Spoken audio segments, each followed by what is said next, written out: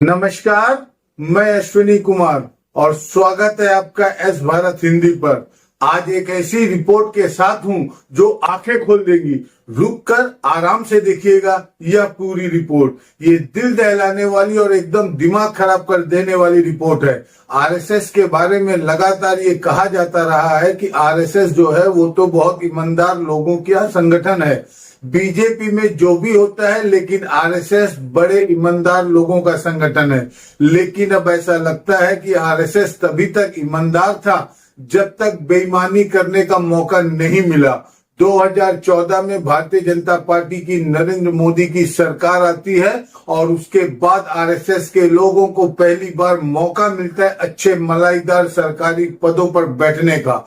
और ऐसा लगता है कि बैठने के बाद उन्होंने करप्शन के सारे रिकॉर्ड तोड़ दिए। जो रिपोर्ट मैं आपके साथ शेयर कर रहा हूं वो इस काल में छपी है और यह रिपोर्ट है आईसीएचआर के बारे में, Indian council of historical research के बारे में। ये काउंसिल बनवाई गई थी कांग्रेस के जमाने में और कांग्रेस ये थी कि इतिहास पर लगातार शोध हो और रिसर्च हो, नए नए प्रोजेक्ट आए और हिस्ट्री लिखी जाए। लेकिन जब से भारतीय जनता पार्टी की सरकार आई है, पहले तो आईसीएचआर को ऐसा लगता है कि आरएसएस के लिए अनुषंगिक संगठन की तरह बना दिया गया है। चलिए, सरकार उनकी है, जैसा चाहे वैसे बनाए, उसमें तो कोई रोक नहीं सकता। जो सरकार होगी वो अपनी विचारधारा भी लागू करेगी। लेकिन सिर्फ इतना होता तो कोई बात नहीं है। फाइनेंशियल करप्शन के बड़े बड़े मामले सामने आए हैं और अगर आईसीएचआर को देखें तो कुछ एक साल के अंदर ही 14 करोड़ रुपए का वहां पर घोटाला हुआ है।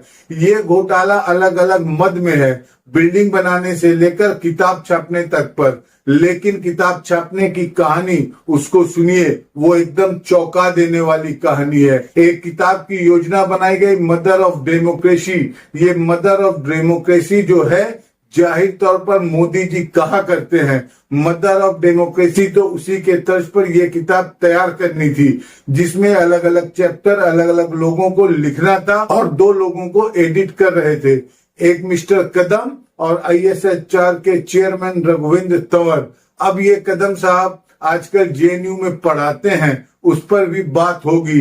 इन दोनों लोगों ने 4 मेंबर बनाए टोटल, कुल मिलाकर इसके। तंवर साहब खुद और सीआई आईजैक हिमांशु चतुर्वेदी और श्रीधर मधुकर, इन लोगों ने मिलकर इस किताब की एडिटिंग की। एक का आरएसएस की योजना है, अखिल भारतीय इतिहास संकलन योजना। इसमें जो चतुर्वेदी साहब हैं वो अखिल भारतीय इतिहास संकलन योजना जो आरएसएस की है उसके गोरखपुर के अध्यक्ष हुआ करते थे, तो जाहिर है आरएसएस के लोग इसमें भी भरे हुए थे। खैर, उसको थोड़ी देर के लिए छोड़ देते हैं। मैंने कहा कि आरएसएस के लोग भरना, उनके लिए जैसा चाहे वो करे, सरकार उनकी है, जिसको चाहेंगे उसको भरेंगे।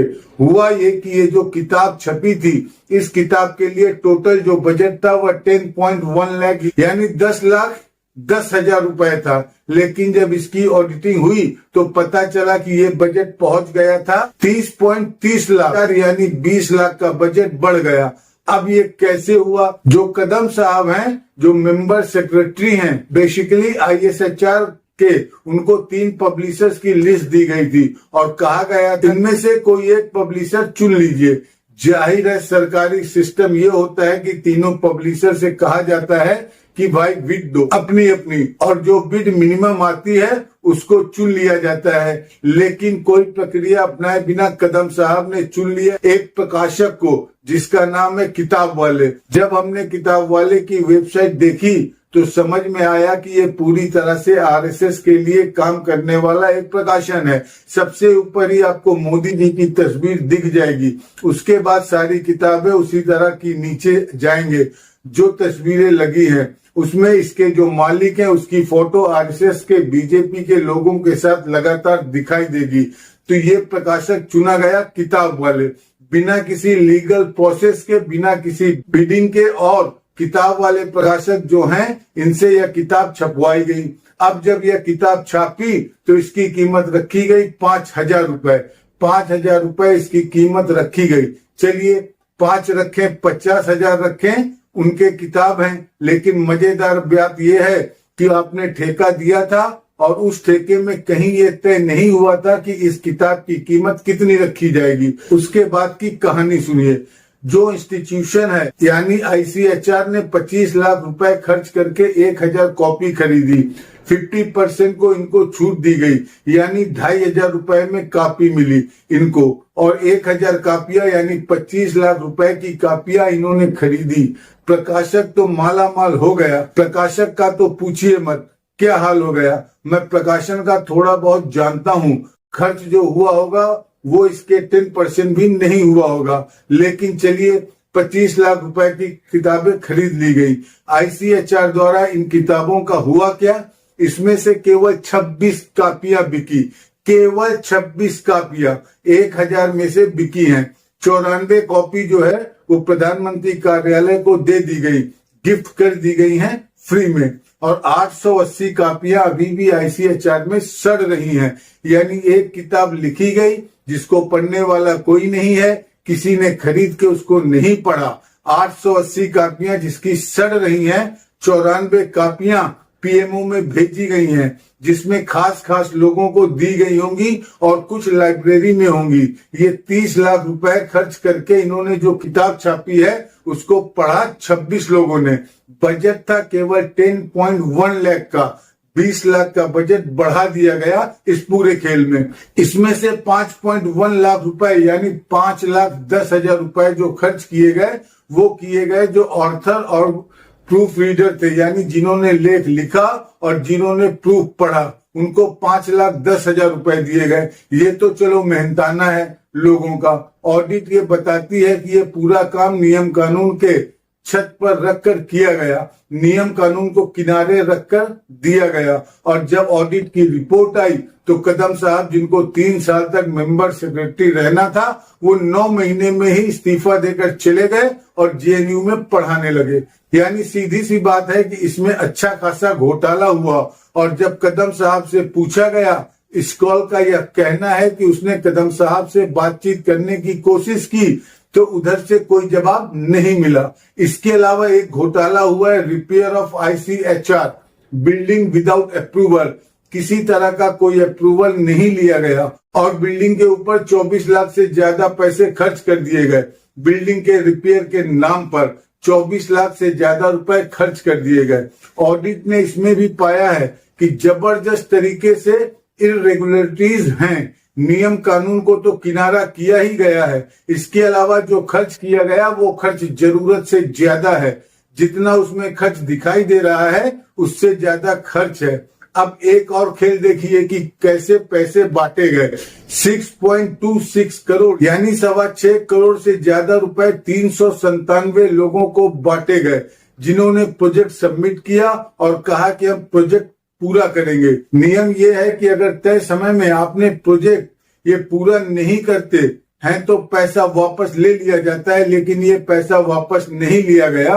और अगर कहा जाए कि ये 6.26 करोड़ जो सरकारी पैसा है, जो हमारे आपके पॉकेट का पैसा है, वो पूरा का पूरा डूब गया तो यह गलत नहीं होगा। इसके अलावा 1 करोड़ 9 लाख रुपए ऐसे प्रोजेक्ट्स पर खर्च किए गए जिसमें 85 प्रोजेक्ट डायरेक्टर शामिल हैं और एक भी प्रोजेक्ट पूरा नहीं हुआ है। यानी इस मामले में भी घोटाला हुआ। तो किताब छापने में घोटाला, बिल्डिंग मरम्मत करनी थी उसमें घोटाला, उसके बाद जो ग्रांट दिए उसमें भी घोटाला। ऑडिट रिपोर्ट एक जगह लिखती है जब कदम साहब वहां पर मेंबर सेक्रेटरी हुआ करते थे तो दोनों हाथों से खर्च किया गया। जबरदस्त तरीके से नियमों कानूनों को किनारे करते हुए सीधा इशारा है कि अगर इतना खर्च किया जा रहा है नियम कानून को किनारे करके, तो ऐसे मामले में अक्सर होता ऐसा है कि आपने अच्छा खासा कमीशन बनाया। 10 लाख में किताब का पूरा काम होना था, बजट में ही काफी है ये। आपने 30 लाख में काम किया, सब कुछ बढ़ा चढ़ा कर दिया। इसका मतलब क्या होता है? इसका मतलब होता है कि बहुत मुमकिन है कि 30 लाख में से पब्लिशर ने भी अपना अच्छा खासा माल कमाया और आपको भी शायद अच्छा खासा माल दिया, क्योंकि ऑडिट की रिपोर्ट कह रही है कि आरएसएस से जुड़े हुए इस आदमी ने, अखिल भारतीय इतिहास संकलन योजना से जुड़े हुए इस आदमी ने सरकारी पैसे की जबरदस्त तरीके से दोनों हाथ से लुटाने का काम किया है। तो जाहिर है कि इसमें कमीशन भी मोटा मिला होगा। एक और मजेदार घोटाला है सेंट्रल गवर्नमेंट के ऑफिसेज में, खास तौर पर और बाकी ऑफिसेज में भी ई ऑफिस का आजकल बहुत चर्चा चल रहा है। ई ऑफिस एक ऐसा सिस्टम होता है जिसमें आपको फाइल जो होती है पूरी की पूरी वह पीडीएफ फॉर्म में, या आप कह सकते हैं कि डिजिटल फॉर्म में यहां से वहां भेजी जाती है। उस पर डिजिटल सिग्नेचर हो जाते हैं। तो जो मोटी मोटी फाइलें लाल फीता बांधकर चला करती थी, वो फाइलें अब कोई सरकारी आवासों में नहीं दिखती हैं। उसकी जगह आपको दिखाई देती है ई फाइलिंग। तो आईसीएचआर की भी ई फाइलिंग होनी थी। आईसीएचआर का भी ऑफिस बनना था और डिसीजन ये लिया गया कि जो काम होगा वो नेशनल इंफॉर्मेटिक्स सेंटर यानी एनआईसी करेगा। यानी ई ऑफिस बनना था, डिसीजन लिया गया कि एनआईसी ये काम करेगा, लेकिन ठेका दिया गया broadcast engineering consultants India limited BECIL को। बीईसीआईएल को जो ठेका दिया गया उसमें सबसे मजेदार बात जो है वो मैं बताता हूं। इस कॉल के इस रिपोर्ट के मुताबिक 100% एडवांस दे दिया गया। आप लोग भी बहुत सारा काम कराते होंगे, घर का काम ठेके पर कराते होंगे या और भी काम कराते होंगे। दुनिया में कहीं आपने ऐसा सुना है कि काम शुरू होने से पहले 100% एडवांस दे दिया जाए? 10% 20% एडवांस समझ में आता है, एडवांस दिया जाता है। फिर जैसे जैसे काम बढ़ता जाता है, काम को देखकर काम से संतुष्ट होकर बाकी पेमेंट किया जाता है। लेकिन आप सोचिए कि पहले तो देना ठेका जो तय हुआ था एनआईसी को, उसकी जगह पर ठेका दिया गया बीआईसीएल को और 100% एडवांस पेमेंट दिया गया, जो सरकारी नियमों का उल्लंघन है। अब आप देखिए बीसीआईएल ने खुद ये काम नहीं किया, बल्कि एक दूसरी फर्म को लेकर आया, इसका नाम है आईफोरा प्राइवेट लिमिटेड, और उसको 12 लाख रुपए में ये काम दे दिया कि उसमें एसेसिबिलिटी कंसल्टेंसी की जो सर्विसेज हैं वो आप करें। अब ये जो आईफोरा है जिसके बारे में बताया कि उसको दूसरा ठेका मिला, जिसको बीसीआईएल ने ठेका दिया, उसके जो डायरेक्टर्स है वो किरण डीएम नाम के एक व्यक्ति के साथ काम करने वाले लोग हैं जो आरएसएस से जुड़े हुए बिजनेसमैन हैं। इसमें सबसे मजेदार बात यह है कि आईफोरा को आईसीएचआर के इस ठेके के अलावा कोई और ठेका कभी मिला ही नहीं था। जब वो बनी थी 2021 में, तब से लेकर 2023-24 तक उसको कोई और ठेका मिला ही नहीं था। उसको पहला ठेका मिला 12 लाख का बड़ा ठेका मिला, और वो मिला आईसीएचआर का। ये जो किरण जी हैं उनके बारे में बात हो रही थी। किरण जो बिजनेसमैन हैं, जिनके लोग जो हैं वो डायरेक्टर थे इस कंपनी में, वो सेवा ब्रिज फाउंडेशन और सेवा इंटरनेशनल के डायरेक्टर हैं, जो संघ के अनुषंगिक संगठन हैं। हिंदू सेवा प्रतिष्ठान और यूथ फॉर सेवा, जो दोनों आरएसएस से जुड़े हुए हैं, उसमें भी वो बड़े पदों पर रह चुके हैं। मतलब क्या है पूरी कहानी का मतलब? पूरी कहानी ये है कि एलआईसी को ठेका देना था, लेकिन किसी और को ठेका दिया गया।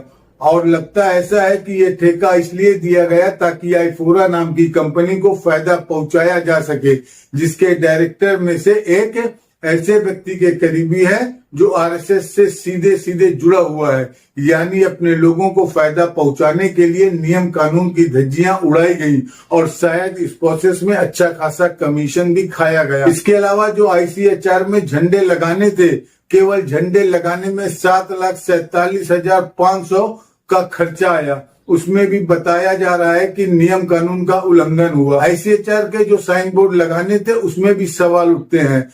5 लाख का जो मदर ऑफ डेमोक्रेसी बुक है उसके बारे में मैंने आपको बताया। एग्जीबिशन जो लगती है, प्रदर्शनी लगती है आईसीएचआर, उसमें 10,90,000 का खर्च आया। उसमें भी नियम कानून का उल्लंघन किया गया। ऐसे ही आप पूरी लिस्ट देख सकते हैं कि लगभग हर मद में जो पैसा खर्च किया गया वो जरूरत से ज्यादा था, और ये पैसा अंधा बाटे रेवड़ी चीन चीन के दो वाला मामला है। आरएसएस से जुड़े लोगों के पॉकेट में किसी तरह से पहुंचा। और मामला सिर्फ इतना नहीं है, मामला लोकपाल ने जो पाया है वो ये है कि वहां पर जो अपॉइंटमेंट्स किए गए उसमें भाई भतीजावाद जबरदस्त हुआ, और कई लोगों का जो प्रमोशन हुआ वो प्रमोशन बिल्कुल नियम के खिलाफ था। जैसे एक डिप्टी डायरेक्टर उपनिदेशक हैं धर्मेंद्र सिंह, ये सेक्शन ऑफिसर हुआ करते थे। और इनको 2017 में सेक्शन ऑफिसर से उठाकर असिस्टेंट डायरेक्टर बनाया गया था। और उस समय आईसीएचआर में असिस्टेंट डायरेक्टर जैसा कोई पोस्ट था ही नहीं।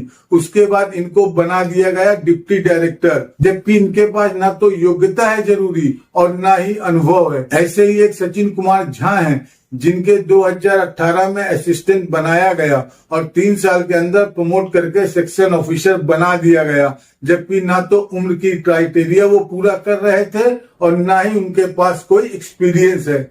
ये दोनों लोग जो हैं, ये जो मनी बिल पास करना होता है, जो बिल आता है और उनको पास करना होता है, वहां बहुत इंपॉर्टेंट रोल निभाते थे। ये लोग एडमिनिस्ट्रेशन में थे, तो ऊपर से जो बिल आते थे 10 लाख का, 30 लाख का, अगर कोई ढंग का बंदा वहां पर बैठा होता तो पूछता कि 10 लाख का बजट था, आपने 30 लाख कैसे किया, हिसाब दीजिए। लेकिन ये लोग, क्योंकि इनका अपॉइंटमेंट इस तरह से किया गया था, जिस पद के योग्य नहीं थे उन पर बिठा दिया गया था, इसलिए ये लोग साइन करते रहे। और ये जो पूरी की पूरी जो स्कॉल की रिपोर्ट है, और भी बहुत सारे पॉइंट हैं। इसकी सबसे अच्छी बात क्या है, जिसकी वजह से मैंने इसको यहाँ पर अपने चैनल पर इस पर बताना जरूरी समझा, वो ये है कि इसमें कोई तीसरे आदमी का आरोप नहीं है, कोई कांग्रेस नहीं है, कोई आरजेडी नहीं है, कोई पॉलिटिकल पार्टी का मामला नहीं है। सरकारी संस्थाओं ने, सरकारी लोकपालों ने इसका ऑडिट किया और उसके बाद चाहे कदम साहब हो, चाहे चेयरमैन साहब हो, चाहे ये डिप्टी डायरेक्टर धर्मेंद्र सिंह हो, चाहे सचिन कुमार झा हो, इस तरह के तमाम लोगों पर भारी पेनल्टी लगाने के लिए कहा है, क्योंकि ये तमाम लोग जनता का पैसा गलत तरीके से बर्बाद करने के जिम्मेदार हैं। तो आज के बाद जब कोई आपसे कहे कि आरएसएस के लोग ईमानदार होते हैं, तो ये वीडियो या फिर ये रिपोर्ट, जिसका लिंक मैं आपको डिस्क्रिप्शन में दे रहा हूं, उनके मुंह पर मारिएगा और कहिएगा जब तक लूटने का मौका नहीं मिला था तब तक ईमानदार रहे होंगे, लूटने का मौका मिला तो ये केवल एक आईसीएचआर का मामला है। जब मामले खुलेंगे तब पता चलेगा कि शायद उन्होंने इतनी लूट मचाई है जो पहले वालों ने कभी नहीं मचाई। इंपॉर्टेंट वीडियो है, जरूरी वीडियो है, दोस्तों को भेजिएगा, रिश्तेदारों को भेजिएगा। हमारी आप ही ताकत है, आप हमारे वीडियोस को दूर तक पहुंचाते हैं, आप हमारे साथ खड़े होते हैं, चैनल को सब्सक्राइब करते हैं, हमारी मदद करते हैं, सुपर थैंक्स देते हैं, तभी हमें वो ताकत मिलती है कि हम कैमरे की आंख में आंख डालकर वो सच कह पाए जो गोदी मीडिया कभी कहने की हिम्मत नहीं कर सकता। आज के लिए इतना ही, बहुत शुक्रिया। स्वतंत्र और आजाद पत्रकारिता का समर्थन कीजिए, सच में मेरा साथी बनिए। बहुत आसान है दोस्तों, इस सब्सक्राइब बटन को क्लिक करिए और हमारे चैनल को सब्सक्राइब करिए, साथ में बगल में बेल आइकॉन को दबाइए, जिससे हमारी हर खबर आप तक सबसे पहले पहुंच सके।